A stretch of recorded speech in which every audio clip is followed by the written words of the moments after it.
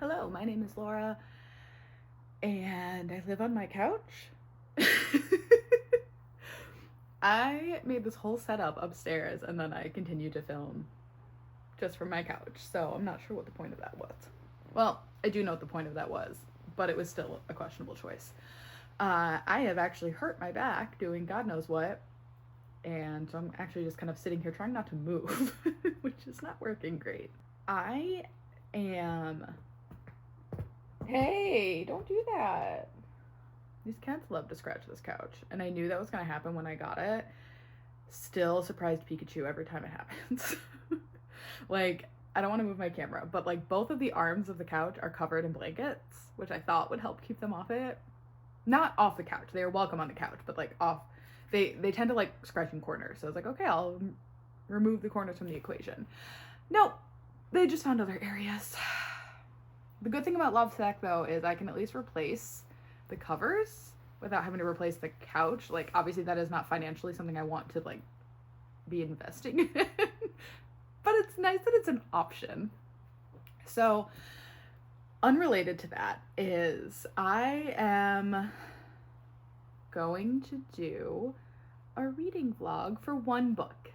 I was debating doing a themed vlog or like a week-long vlog, but life is hard right now. I'm very emotional, I'm very stressed, I'm very many negative emotions. But I think I can commit to reading one book. So, what I'm going to do is read Such Sharp Teeth by Rachel Harrison, and I'm going to shiny hunt for dog Pokemon. There is one in particular, Rockruff, who is this cute little puppy, and his evolution, Lycanroc, has a werewolf form. So that is specifically what I'm looking for, but I will accept any dog Pokemon just for the theme of it all. There are a handful that I'm particularly interested in, but because I have this book on audio as well as obviously physical, I felt like this was like a good one. I could kind of tailor, do I want to be shiny hunting? Do I want to be reading with my eyes? How do I want to do it? So it kind of gives me all the options, and I'm not putting any pressure on myself for anything. But what this book is about, oh, what is that? I'm so unsure. That must be part of the book. That yellow reflection, it's not gonna be yellow now, but like you can see that shiny spot. There's one, oh my god, okay, there's one down here, one up here. I can't feel them, so I don't think there's sticker residue. I don't know, that was really weird. Anyway, what I know about Rachel Harrison is that she does kind of cozy horror. That's what I've been calling her. I don't think that's like a real genre, but that's what I'm calling it. That's what it feels like. So I am assuming it is cozy horror with a werewolf twist. I have read almost everything. This and Cackle are the last two that I have left, and then I will be fully caught up. How sad. Well, I'm excited, and I can usually read her pretty quick, so that is also good news and why I picked this, because I'm like, if it takes me a week, it takes me a week, but I think I can get this done in a couple days, and then I will feel like I have done something productive. I won't get very far today because I have the Pink concert tonight. So that is one thing that I am looking forward to. And I have to take it minute by minute. Okay, so 10 minutes later, what is this book about? Rory Morris isn't thrilled to be moving back to her hometown, even if it's only temporary. There are bad memories there. But her twin sister Scarlett is pregnant, estranged from the baby's father, and needs support. So Rory returns to the place she thought she'd put in her rear view. After a night out at the bar where she runs into an almost flame, she hits a large animal with her car, but when she gets out to investigate, she's attacked. Rory survives, miraculously, but life begins to look and feel different. She's unnaturally strong, with an aversion to silver, and suddenly the moon has her in its thrall. She's changing into someone else, something else, maybe even a monster. But does that mean she's putting those close to her in danger, or is embracing the wildness inside her the key to acceptance? And I just love how she tackles like real world emotions and feelings and situations with a supernatural element. And I don't know that I am smart enough to really talk about the underlying themes as well as others, but it makes, somehow I'm like, oh yes, I can relate to being a vampire. When I read So Thirsty, I'm like, yes, this all makes sense. Like I've experienced this, even though as far as I know, I've never been a vampire, I've never drank blood, I've never murdered anybody. So even though I can't relate to the literal what's happening, the vibes feel real. And I love that about her writing. And I think that's kind of what makes it cozy for me, is like the underlying realness to it. But I stand by that, like a cozy horror Hallmark channel is like something I'm into. Just like cheesy cozy horror movies would be so fun. Maybe someday.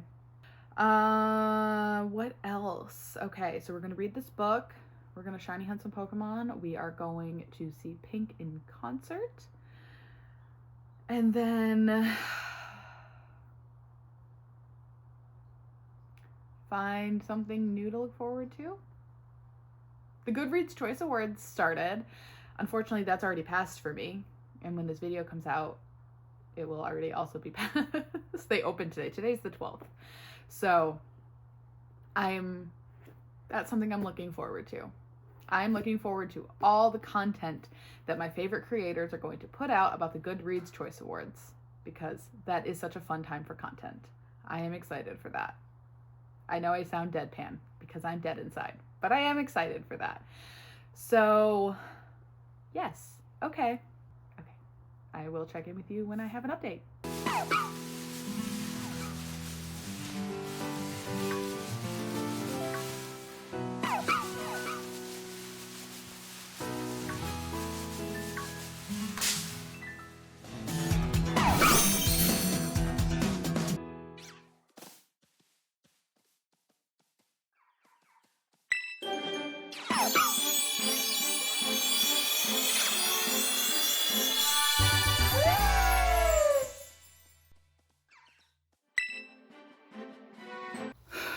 Oh, what is my hair?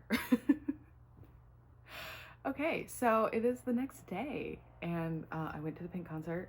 It was amazing, as always. She's fantastic. Nothing will ever live up to the Eras tour, but, like, I didn't expect it to. I don't remember if I already said this, but I saw Pink last summer, and I think this was the same-ish show, same set decorations. Because last year it was a summer carnival, and then this specific show was the Trustfall tour, but like it was the exact same set and a lot of overlapping songs. So her tour for 2023 to 2024 is very confusing to me, but it was amazing. 10 out of 10. Definitely recommend if you've never seen her live.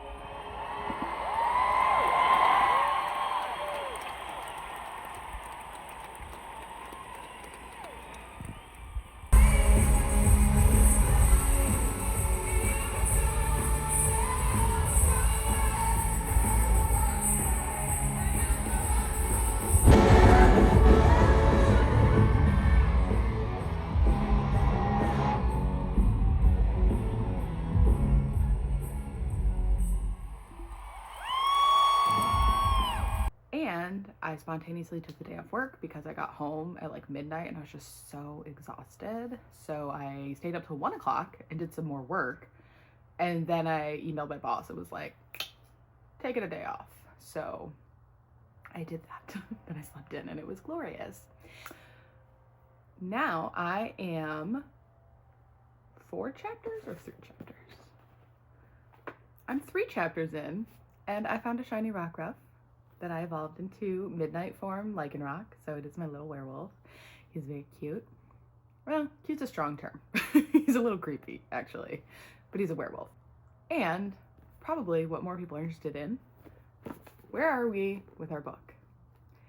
Not a lot has happened, which seems weird, but chapter 1, we are focused on Aurora, aka Rory, who is back in her hometown helping her pregnant sister for about like 6 months. She took a leave of absence, she sublet her apartment, and she is temporarily staying in her hometown to be a good sister. One night out, she goes out, she hits an animal with her car, she goes out to check to make sure the animal is okay, and she gets attacked by a mysterious creature that she kind of thinks might be a bear, because like you would never assume it's a werewolf. And she basically thinks she's about to die. This animal is like chomping down on her side, like aggressively, and something kind of spooks the werewolf. She passes out and she gets awoken the next morning by a jogger and her dog. Gets taken to the hospital, and that huge like chunk in her side is not necessarily healed, but it's not at a concerning point where anyone has noticed that like something was chomping away at her. So like it has healed itself to hide what truly happened. And so the next 2 chapters, we are dealing with Rory trying to kind of figure out what the hell happened to her, while also kind of moving on and living her life and pretending like that didn't happen, because sometimes ignoring reality is easier than facing it, and trust me, I get it, especially right now. But what I do appreciate is how she is kind of being pragmatic about it. It's just kind of like, oh, I think I actually got bit by a werewolf, and there is nobody I can say this to that's going to think that I'm sane or well, and I don't want to be put away. So like now I kind of have to figure this out on my own. And oh, there goes the book. So where we're kind of at right now is she's realizing she has, I think, about 2 weeks until the next full moon, which is going to be the first time she's going to really know if she's a werewolf or not. But she's like oozing silver pus. And she is ravenously hungry, but specifically for meat. It seems like her sense of smell is heightened, and her sister's dog is wary of her, like all signs for her that she's turning into a werewolf. And I mean, I'd be shocked if that wasn't what was happening based on Rachel Harrison's supernatural, paranormal storytelling. One thing I really like is how when Rory is looking into the mirror, she is seeing this creature kind of behind her, and she can kind of feel it, but it's not literally there. And I like this manifestation of her fear and her other self, if you will, because I'm guessing that come full moon, she will be a werewolf, and that will be an interesting turn. But throughout all of this, these 3 chapters, we have just like these lighthearted moments between the sisters and this comedy from Rachel that I really just enjoy. Like, this is just a fun book. And I did not expect to find a shiny so early that I'm debating if I want to keep shiny hunting for just like other dogs, or read this book with my eyeballs and just finish it in kind of one go. And it's a toss-up. I really don't know. Yeah. So I will check in with you when I know what I wanted to say. But I can say I'm enjoying this book. And as always, I always recommend Rachel Harrison. She's just a fun paranormal time. It's my very red face. I just took a shower. Did I put on the same sweatshirt I was just wearing? Let's not talk about it. Because I did. I love this sweatshirt. I just got it, so I'm obsessed with it. But I finished Such Sharp Teeth. Hey, babe, don't do that. I know you know better. I finished, and I think right now it is my favorite Rachel Harrison, but I do think I want to reread Black Sheep and So Thirsty. Not right now, but because I remember I gave Black Sheep 3 stars, but the way that I loved So Thirsty and Such Sharp Teeth, what I am remembering of Black Sheep, I actually think I would rate it higher now than when I first read it. So I'm kind of curious to kind of reread those and see if I feel differently. But right now, Such Sharp Teeth is my favorite Rachel Harrison, and I loved it, obviously. I want to make everyone read it. I think it is such a good discussion of trauma.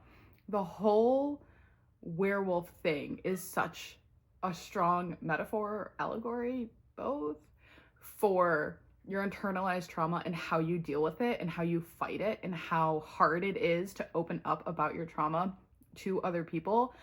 And the fact that sometimes when you open up about your trauma, people run away because they're afraid. People are so afraid of being uncomfortable that they will harm people who are being vulnerable. And it's it's so good. I wanted to tab it, and I didn't have my tabs near me, because what ended up happening is after my last update, I was like, maybe I will just read this with my eyes for a little while. And then I read the whole book. So I didn't go back to playing Pokemon. I spent like 6 hours. Probably not even. I spent a very long time just sitting on my couch reading because I couldn't stop. And that's something I've noticed with every Rachel Harrison, with the exception of The Return. That one just did not really get me. But the rest of them, I blaze through them because I can't stop, because they're addicting. They're easy to read, fun, and I love it so much. I love it. I highly recommend it. And I don't even really know what else to say. So the tabs. Obviously they were not near me, and therefore I have now forgotten every single quote that I liked, except I have 1 or 2 that I put in my Goodreads status updates that I really liked, and I will put those on the screen because I don't remember them. But like, I wish I could talk about this more, but I don't know how to. And that, okay. So let me think about this. Rory had a very difficult childhood, but what made it super interesting in a narrative sense is that all the things she experienced were not quite dismissed, but it was kind of a, why can't you just get over this? Because no one else experienced her trauma the same way she did, even though her mom and her twin sister were still affected by it. It affected Rory the most. And so she has a lot of this baggage that they can't relate to. And because they can't relate, they just want it to go away. They don't want to be made uncomfortable. They don't want to be continuously reminded of Rory's trauma. And in turn, they then kind of keep re-traumatizing her by not giving her the space to deal with it. So when she gets bitten and becomes a werewolf, she now has all of this rage and anger building up inside of her, and she doesn't know how to direct it, and she's scared. She doesn't want to hurt anybody, but she feels so alone, and she doesn't feel like she can open up about her fears in, I think, kind of 2 different ways, because obviously, one, you don't want to tell people you're a werewolf and then get locked up, because like obviously that's terrifying. And even if you bring proof that you're a werewolf, people still don't want to believe it, because we don't live in a world where paranormal exists. So you don't want to bring this proof to the table and still be dismissed, which I think is a really poignant remark to make about a lot of people's trauma, that no matter how much proof you have, people just don't want to believe what they don't want to see. And with Rory specifically, it really makes sense that she doesn't want to tell people about her werewolf syndrome because she was so frequently dismissed for the traumas that were not paranormal, that how can she trust that anyone's going to believe this when they barely believed the more realistic trauma that happened to her. So that all felt very real and very authentic and horribly sad. And then you have the werewolf who bit her, who you eventually find out who that is and how they're dealing with their trauma and their reality of having been bitten, you know, obviously against their will as well, and having to live with this and not knowing what to do. And you see these two werewolves reacting to their condition differently. And honestly, I think both of their reactions are super valid, because you've got Rory, who wants to heal, who wants to fix us, who doesn't want to hurt anyone, who wants to find a way to live with this and move forward and be better and stop the trauma cycle from continuing. And then you have the first werewolf, who is pissed and they're angry and they want to burn it all down and they want to cause harm because no one protected them. So why should they protect other people? And that makes so much sense. And that's a valid reaction, except for the part where you're turning other people into werewolves. That part's not okay. You can't traumatize people because you're traumatized. And I'm not condoning the first werewolf's actions, but they are understandable when you realize that they have faced so much trauma and nobody cared. And at the end of the day, they were expected to keep giving and to keep caring and to be the one to fix things. And when, you know, at some point you just break. You cannot be that caregiver forever. You have to take care of yourself. And for this person, that meant just being an angry werewolf and letting whatever happens, letting that rage consume them because it feels better than feeling nothing. And it's just, I sympathize with them both. Like, and having experienced such rage in this past week and anger and hurt and everything that I have been feeling since this election has been like, this book was cathartic in a way, because I'm team both werewolves in this. I don't want to hurt. I don't want to feel the way that I'm feeling. I don't want to alienate the people that I care about. But at the same time, I am hurt. I am angry. The people that I love did not show up for me in a way that I feel that they should have, because their actions tell me that this is how they would have shown up for me. And whatever's going on wasn't enough to make them fight for me and for the people that I care about. And that hurts. Like, I can't change that. I can't change the past. And so now I'm the one that has to sit there and decide, do I want to make peace with this? Do I want to move forward and heal this, or do I want to burn it all down? And every other day I feel both ways. I want to burn it down. I want to be angry. I want to cause them pain for causing me pain, even if I know that's not going to fix it. That's not going to make me feel better. Hurting the people that hurt me won't make me feel better. But that rage that I felt on Wednesday morning is still there. And I have to decide what I'm doing with that rage. Do I want to hurt more people, or do I want to heal? And is hurting people the lesson that needs to be had? You know, like, I'm not a werewolf. There are people that I can say, fuck you for what you did, for what you believe, for how you showed up. I can cut you out because you've shown me who you are. And I don't want any part of that. And I'm okay with that. I can do that. But there are others where that's not the case. They didn't do enough, but that doesn't mean that they did anything intentionally malicious. But that doesn't change how I feel. And so I get it. Not perhaps in the grand scheme of, I do think this trauma that they are going for is a lot deeper than what I'm feeling in this moment. But it was very validating to read about this when I am feeling so many emotions all the time, and knowing there is no right answer, There just is what is, and you have to decide how you're going to accept that and how you're going to deal with that. And at the end of the day, do you want to be more like Rory, who wants to let people in, who wants people to see her, but is afraid of getting hurt and, you know, taking that risk? Or do you want to be like Werewolf 1, who wants to burn it all down? And I don't know. It depends on the day, honestly. So that was kind of a really long rant that I was not really expecting to get into. But that's all from me for now. And like 5 out of 5, definitely read it. Definitely put Rachel Harrison on your radar if she isn't already, because she's fantastic. And enjoy My Little Rock Ruff.